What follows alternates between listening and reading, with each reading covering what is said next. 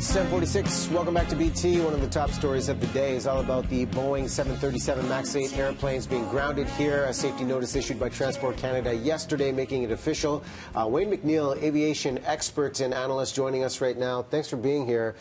Impact on the airlines, whether it's Air Canada, WestJet, or Sunwing. What are we going to see for them with their fleets, and what does this mean for passengers, especially going into spring break? Yeah.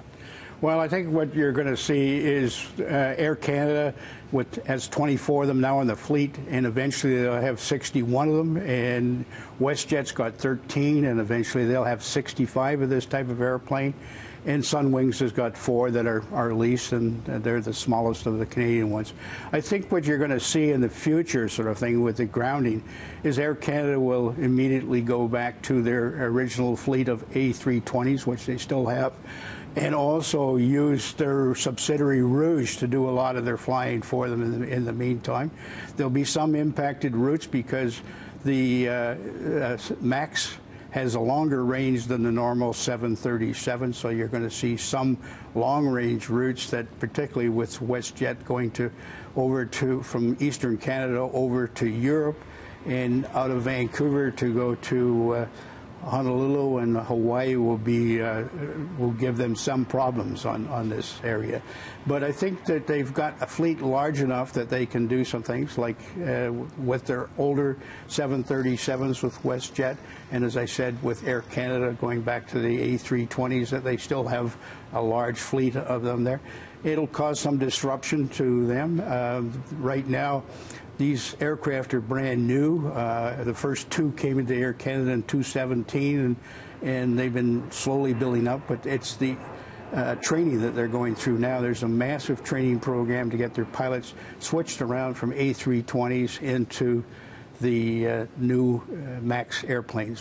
So what went wrong with these MAX airplanes to understand the technology involved that caused such a catastrophic effect around the world? Well, I think what's happened is, if we go back a little bit, this is a brand new airplane from Boeing, and what they've done is made this larger than the 737s that were out before, and that meant a new engine. So they've got still a CFM engine, but it is a bypass engine that is bigger and heavier than the original ones that they had in earlier 737s.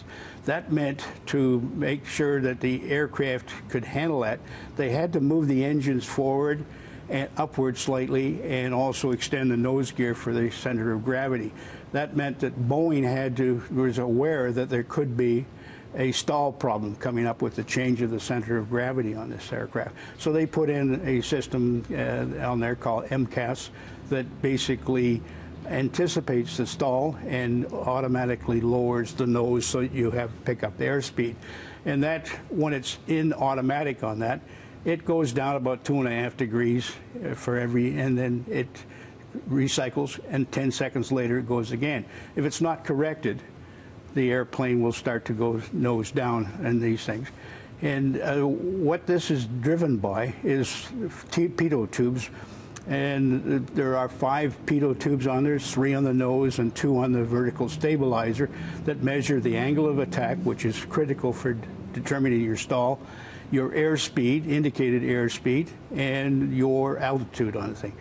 And normally what it does with those number of pitot tubes on it, it checks to see if there's any discrepancies, and basically if it does, it corrects it. It's got another pitot tube to go. But if for some reason the pitot tube is closed, or what it may be with debris or something on it, or even if they're also heated, and if ice gets on them, they can cause problems. Yeah. A lot of factors involved here. Okay, before we wrap, one quick question. With these airplanes, how long to fix a glitch like this to make sure they're safe? And what are the critical factors to see this fleet of MAX 8 airplanes back up in the air? Well, I think from what you can gather, that Boeing and the FAA, after the Lion Air accident last October, started to realize there was a problem there. So they were putting out bulletins in terms of additional training, how to get that done. And basically, you want to make sure that your autopilot is turned off, that you can actually the trim tab on the airplanes can be shut off and done manually. So if you see it automatically rotating on it, sort of like a runaway trim tab.